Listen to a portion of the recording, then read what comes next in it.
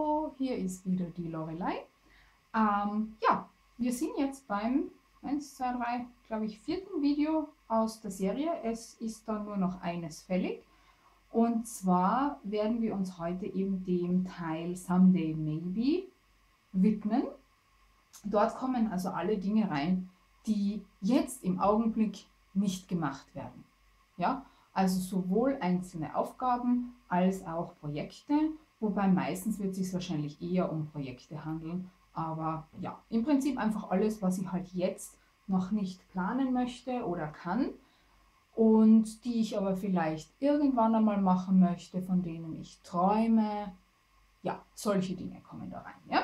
Gut, schauen wir noch einmal, ob ich irgendwas vergessen habe. Also an und für sich eben, das mit den Kategorien habe ich schon einmal so ein bisschen angefangen. Das schauen wir uns dann gleich einmal an. Dann eben Projekte, die warten können, Projektideen.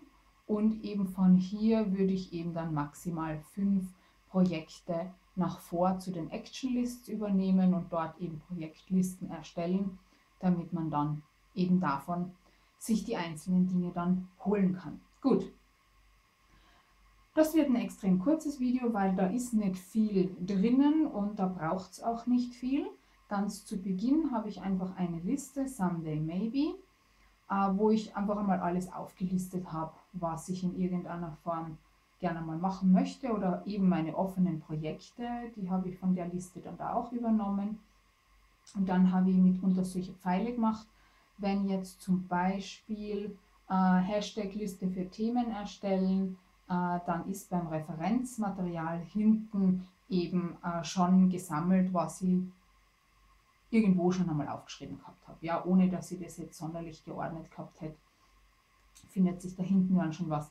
Genauso weitere Listen würde ich gern noch erstellen. Das findet sich eben auch eine Liste von Listen im Referenzmaterial. Nähprojekte habe ich dann hier weiter hinten eine Liste. Blogideen, Dito. Also habe ich schon wieder versucht, da ein bisschen auch eine Möglichkeit zu finden, wie ich dann Dinge wieder verbinden kann. Ja? Weil sonst habe ich eben diese elendslange Liste und müsste jetzt für Blogideen in dieser Liste jede Blogidee aufschreiben. Und so habe ich aber wieder eine eigene Liste, wo die Blogideen drauf sind. Gut. Dann da zum Beispiel habe ich dann auch einen Folder. Da habe ich jetzt dieses Post-it reingetan, das wir im 2. Video nach vorne in der Inbox gesehen haben.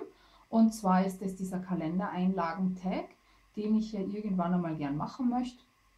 Und eben irgendwann einmal, sagt schon, gehört zu Someday Maybe.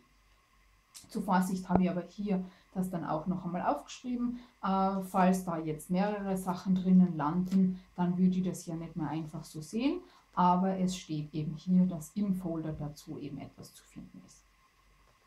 Gut, dann habe ich eben hier meine Nähliste, die habe ich irgendwo dann einmal geschrieben gehabt und schreibe jetzt auch nicht neu, auch wenn es jetzt vom Format her nicht passt.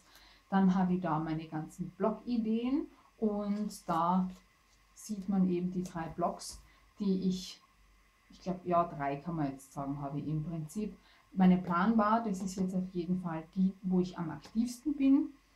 Meine X-Men, da bin ich ja irgendwann einmal aktiv, aber ein paar Ideen habe ich trotzdem, was ich dafür gern noch machen möchte. Und dann habe ich im Prinzip auch noch einen Blog über Finnland.